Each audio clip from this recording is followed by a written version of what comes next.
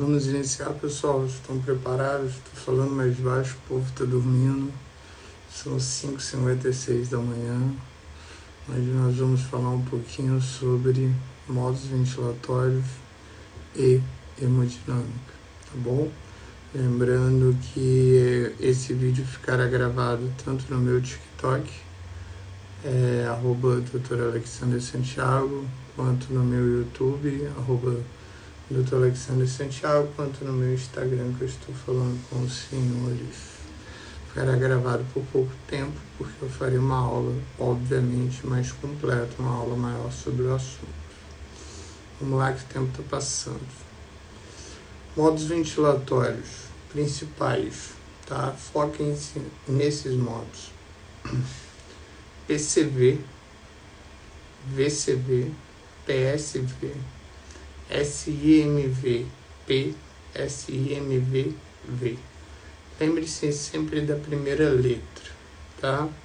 PCV significa pressão de controle, VCV significa volume de controle, volume corrente, PSV significa pressão de suporte, e SIMV-P e SIMV, eles iniciaram como uma tentativa de desmame, uma ventilação intermitente, porém caiu por terra perante a mortalidade e a piora também de disfunção diafragmática, barotraumas, pneumotórax, enfim, tá? Então hoje nós utilizamos basicamente PCV, VCV, PSV, e só para eu não ser leviano com vocês, vou falar também sobre SIMV-P, porque é a terceira opção utilizada para fístula broncopleural quando não resolvidas com primeiro modo PSV, segundo modo PCV, se não resolveu SIMV-P, tá bom? Lembrando que sempre na fístula pleural a gente ventila com as pressões menores possíveis. Vamos lá. Intubei meu paciente. Meu paciente tem que ficar em modo controlado pelo menos 24 horas ou até eu descobrir a causa que ele foi para a intubação e também já pensar nesse desmame ventilatório. Eu descobrindo a causa que ele foi para a ventilação, tenho que resolver essa causa para pensar no desmame ventilatório. Alex, ele precisa ficar em PCV, em VCV em todo momento, mesmo com a melhora dele após a intubação? Não, pelo contrário. Vai ter uma discussão de uma colega que fez uma pergunta, uma discussão não, né? Foi uma conversa, que a colega falou assim, mas depois que o paciente foi para o ventilador mecânico ele não tem mais cérebro. Não, pelo contrário, aí que ele tem cérebro mesmo. Tá? Ele tem cérebro, ele... pelo que fala a literatura, ele deve ser mantido em RAS0 a RAS-2, com exceção de 5 patologias. Então, RAS0 a RAS-2 para todos os pacientes, com exceção de 5 patologias. Traumatismo crânioencefálico com hipertensão intracraniana, hipertensão abdominal, ou seja, PI acima de 20. Fora isso, síndrome compartimental, síndrome de desconforto respiratório no adulto, moderadamente grave e grave, tá? E síndromes asmáticas graves. Essas 5 patologias, vou repetir para vocês: traumatismo crânioencefálico, hipertensão intracraniana, hipertensão abdominal, síndrome compartimental, síndrome de desconforto respiratório no adulto, moderadamente grave ou grave, e síndromes asmáticas graves.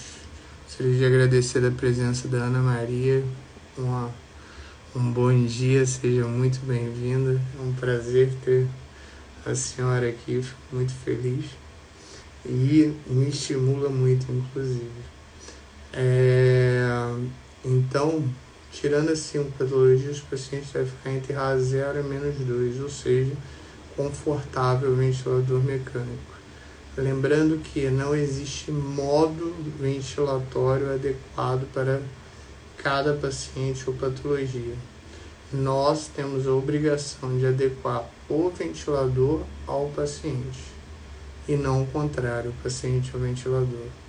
Tenho certeza que vocês já observaram muitas vezes de sedar o paciente, bloquear o paciente, mudar o modo ventilatório, mudar às vezes até o ventilador. Não, nada disso. Você tem que ajustar o ventilador, tá? E nesses 3 parâmetros básicos, PCV, VCV e PSV, possuem todos os ventiladores.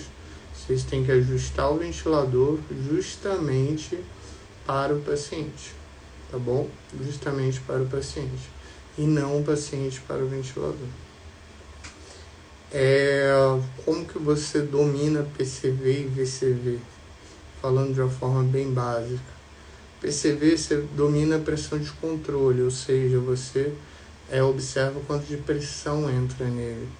Então você observa a partir da pressão que é inspirada, ou seja, que entra no ventilador, quanto de volume corrente ele vai realizar. Por isso que hoje é a mais utilizada, tá? E no PCV dominamos também o tempo inspiratório. No VCV nós dominamos o volume corrente, tá? Ou seja, não dominamos a pressão, dominamos o volume corrente, e a partir daí do volume corrente, se ele necessitar fazer uma pressão muito alta para adquirir aquele volume corrente, ele vai fazer até seu limite de alarme.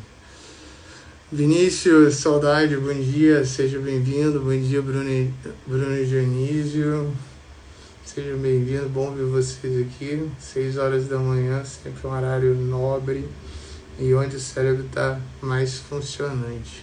Estou falando sobre modos ventilatórios e vou falar sobre hemodinâmica aí em 10 minutos, o que vocês precisam saber. Então, voltando a falar, em VCV a gente controla o volume corrente, né? E não controla a pressão e controla o fluxo. Isso significa o que, pessoal? Que a maioria das pessoas começaram a ventilar em PCV, em pressão, do que em volume, tá? Existem 2 indicações absolutas, são as únicas 2 indicações absolutas para ventilar em VCV, tá? Mas isso está mudando, eu vou explicar para vocês agora.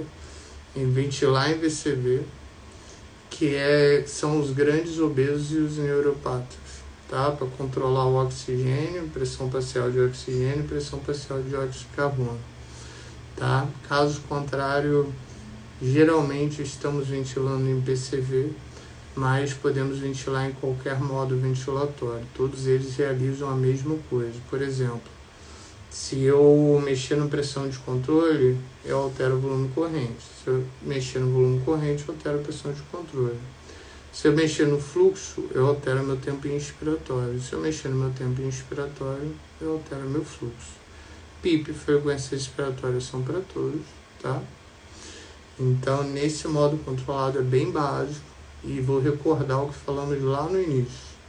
Sempre vamos adaptar o ventilador ao paciente, jamais o paciente ao ventilador. O Vinícius já trabalhou comigo, não sei se você está online aí ainda. Você falou que você para mim é o melhor, quem dera, Vini, quem dera. Não sei se você está online ainda, mas eu tenho certeza que você que já trabalhou comigo já viu várias vezes pedindo para sedar o paciente porque ele estava desacoplado ao ventilador, pedindo para mudar o ventilador, mudar o modo ventilatório. Não, é adequar ao ventilador ao paciente. Às vezes o paciente fica até melhor em PCV do que VCV ou vice-versa, tá bom? Resolvi a causa base, entubei por causa da pneumonia, já utilizei antibiótico, o paciente está melhor. Fui e realizei uma intubação por uma síndrome asmática, controlei, tudo certo. Já vou para o modo espontâneo, que é o PSV, que é pressão de suporte. Na pressão de suporte, vocês vão observar que é a mesma coisa. A diferença é que o paciente respira sozinho. Mas a pressão de suporte é quanto de suporte, é quanto de força você dá para esse paciente entrar no ventilador e respirar. E existe algo que chama rise time, que a gente mexe diretamente no fluxo e no tempo inspiratório, tá? No fluxo e no tempo inspiratório. Lembrando, vou recordar e não vou cansar de recordar. O paciente deve ser mantido em RA 0, ou seja, acordado, tranquilo, mesmo no ventilador mecânico, até em RAS -2. Não alerta, mas que desperta quando você o chama. Com exceção das 5 patologias, quais são? Traumatismo crânioencefálico, com hipertensão intracraniana, hipertensão abdominal, síndrome compartimental, síndrome de desconforto respiratório no adulto, moderadamente grave ou grave, e síndromes asmáticas graves. Aí deve manter em RAS -5. Caso contrário, RAS 0 a -2. Vinícius falou, paciente com dengue que evolui para intubação. Muda alguma coisa nos parâmetros ventilatórios? Só se for uma dengue hemorrágica, Vini, e aí mudaria por risco de sangramento alveolar. Aí você trabalharia com pressões menores. É a única coisa que muda, mas isso muda para qualquer paciente. Paciente politrauma, paciente plaquetopênico. Se você tem um risco de sangramento alveolar, você não vai trabalhar com pressões muito elevadas, com PIP muito elevadas, né? Você vai sempre preservar o paciente. E lembrando sempre da ventilação protetora. O que é ventilação protetora, pessoal? Vini, lembra? Volume corrente 4 a 6 ml por quilo de peso predito. Pressão de pico de 35 a 40 no máximo. Pressão de platô abaixo de 30. PIP otimizada, respeitando o drive pressure idealmente de 13 no máximo de 15. Tá bom? Então, volume corrente 4 a 6 ml por quilo, pressão de pico de 35 a 40, platô menor do que 30, PIP otimizada, respeitando o drive pressure idealmente de 13 no máximo de 15. Só para não deixar passar, SMVP é utilizado como terceira opção para fístula broncopleural, onde você já utilizou PSV, já utilizou PCV, não resolveu e você está utilizando agora SMVP, tá bom? E SMV a gente não utiliza mais. Eu falei que existia uma restrição aí sobre o módulo preferido, né? Bom dia, Ana Cláudia, seja bem-vinda. Vamos falar um pouquinho de ventilação mecânica e hemodinâmica. Prometo terminar em 10 minutos. Falamos sobre os modos ventilatórios, ventilação protetora, RAS 0 a -2 para todos os pacientes, com exceção das 5 patologias. Quais são? TCE com hipertensão intracraniana, hipertensão abdominal, síndrome compartimental, síndromes asmáticas graves, síndrome de desconforto respiratório no adulto, moderadamente grave a grave. SMVP é a terceira opção para fístula broncopleural.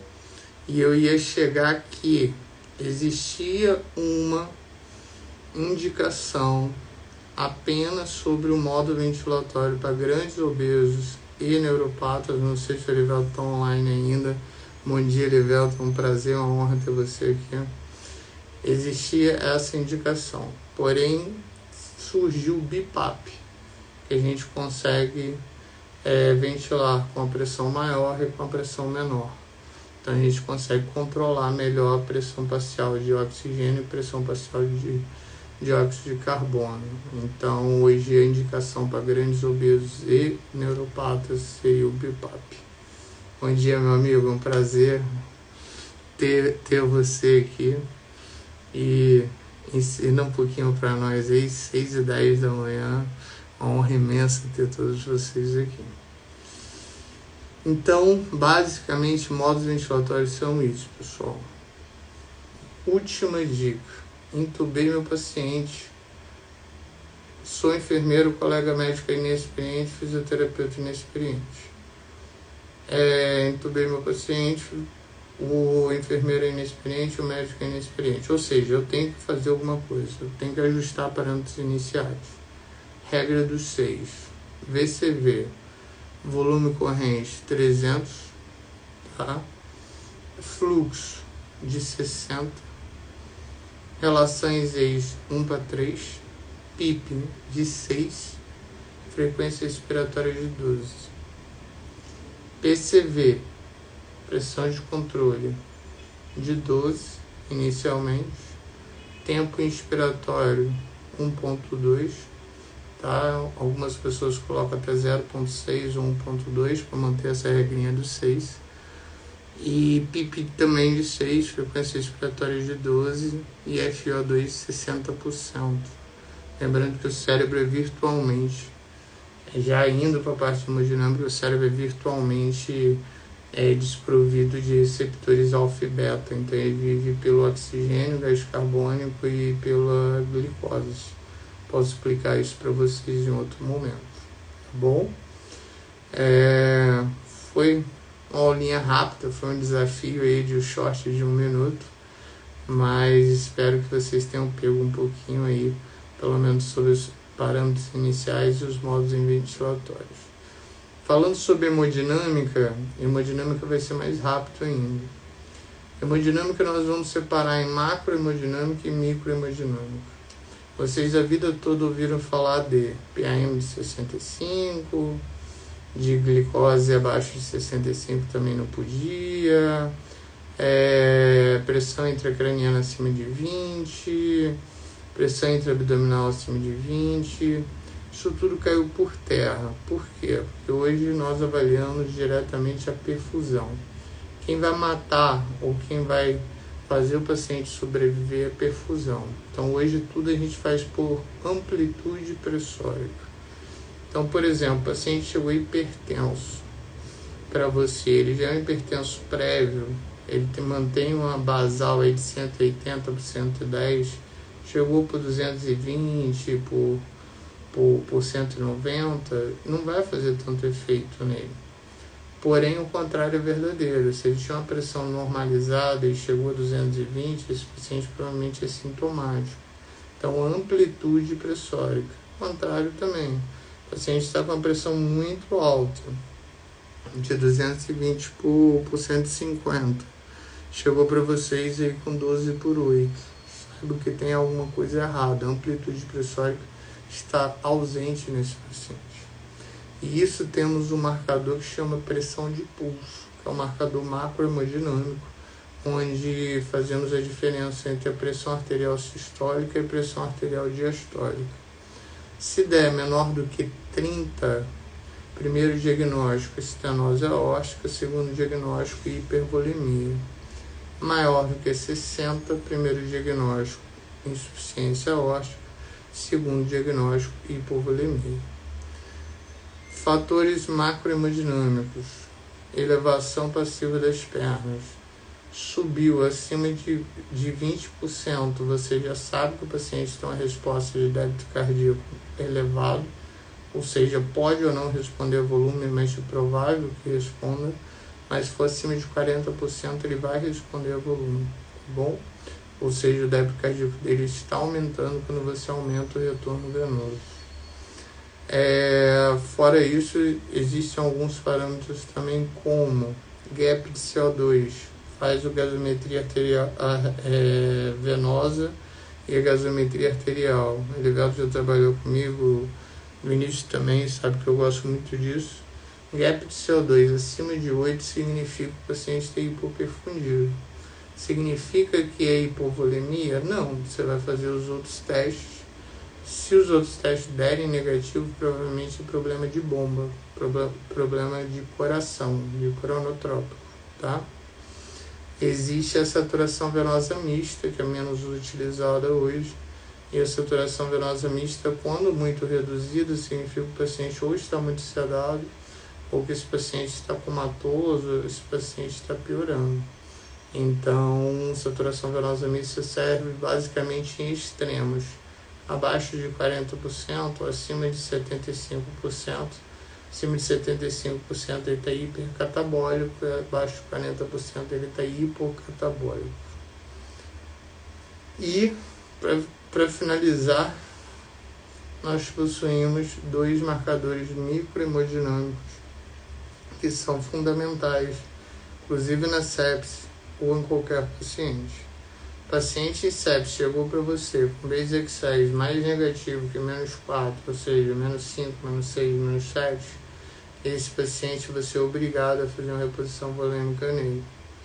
Esse paciente chegou para você com lactato acima de 4 milimols ou acima de 36 miligramas desse litro, esse paciente vai ser obrigado a fazer uma reposição volêmica nele. Com o que, Alex? Com cristalóide balanceado, Ringer com lactato, que é o mais usual, plasma light, que é o mais fisiológico.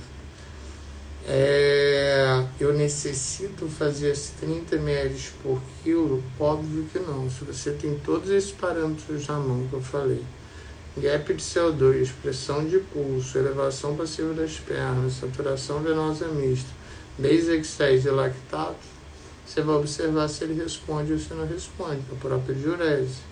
Observar se ele responde ou não responde. Se ele não responder, é sinal que ele não está naquela fase que ele necessita de hipercatabolismo, na fase que ele necessita de volume. Provavelmente ele já está entrando na fase de hipocatabolismo, ou seja, de miocardiopatia séptica dilatada induzida por interleucina 1. E existe interleucina 6 que induz a delírio e neuropatias, tá bom? Possuímos alguns aparelhos hoje termodiluidores, como o Swan-Ganz, que já é mais antigo, e possuímos Voluvil, possuímos o Pico, e esses sim mostram água extrapulmonar, débito cardíaco online, índice cardíaco online, e são mais fáceis reguladores, assim, à beira-leito para você observar. Deixei para o final porque é o melhor regulador e para fazer diagnóstico do paciente que é admitido para a gente no UTI. Ultrassonografia point of care.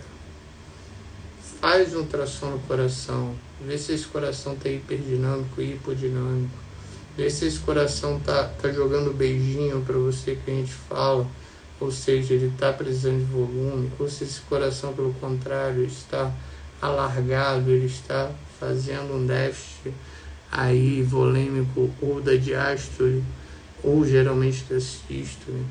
Observe veia cava, esqueça número, observe veia cava, se a cava estiver muito, se ela estiver expandindo e retraindo muito, ou seja, muito volátil, você sabe que esse paciente provavelmente aguenta volume. Se essa cava estiver muito reduzida, você sabe que esse paciente precisa de volume. E se essa cava estiver muito distendida, pensem sempre em patologias cardíacas, tromboembolismo pulmonar, infarto agudo do miocárdio, infarto de ventrículo direito. Então sempre pensem nesses fatores. Tá bom, pessoal? Então, acho que eu passei um pouquinho de 10 minutinhos, mas para passar um pouquinho para vocês aí da métrica rápida aí sobre hemodinâmica, sobre ventilação mecânica. Hoje é o início aí de um projeto meu, né? Provavelmente farei um contexto teológico, bíblico e científico às 4h30 da manhã. Depois farei um desafio para vocês a partir das 5h10, 5h15, e depois farei um videozinho aí de 10, 15 minutos falando sobre o principal que vocês precisam saber. Obviamente que também farei nossas aulas, as nossas lives que vamos abranger tudo e falar com maior acurácia e profundidade. Vinícius perguntou, e aquele versículo para começar o dia? O versículo para começar o dia, Vinícius, vamos falar sobre o que eu falei anteriormente sobre Gênesis. Está até salvo no meu YouTube, está salvo no Instagram, Vivendo com Propósito, no meu TikTok. Eu falei sobre Gênesis 1 hoje, criação do mundo. E Deus criou o homem sua imagem e semelhança, pois Deus vivia um momento que ele achava a terra o melhor dos mundos, e ele personificava no homem sua forma humana de viver. E fora isso, ele deu o melhor para Adão e Eva, que foram os primeiros seres humanos. Jardim do Éden, paraíso. Ele frutificou as plantas, ele fez as árvores semearem as sementes, fez os mamíferos, ele fez o astro sol, fez o astro lua, o sol para iluminar o dia, a lua para brilhar a noite. Então, se teria um versículo para deixar, seria o último versículo que ele fala no primeiro capítulo, que apesar do homem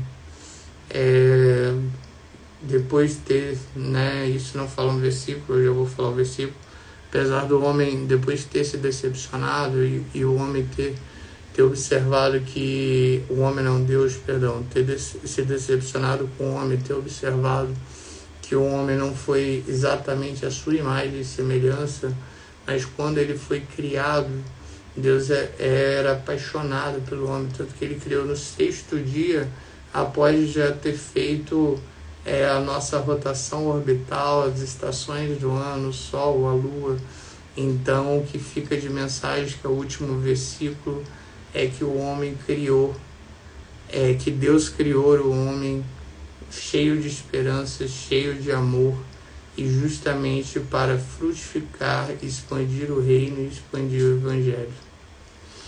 Tá bom? E é isso, pessoal. Alguma pergunta? Alguém tem alguma dúvida? Quer que eu fale mais alguma coisa? Vini, mais algum versículo que você gostaria de ressaltar? Estou aqui com a Bíblia aqui do meu lado. Deixa eu mostrar. Vini, está presente ainda?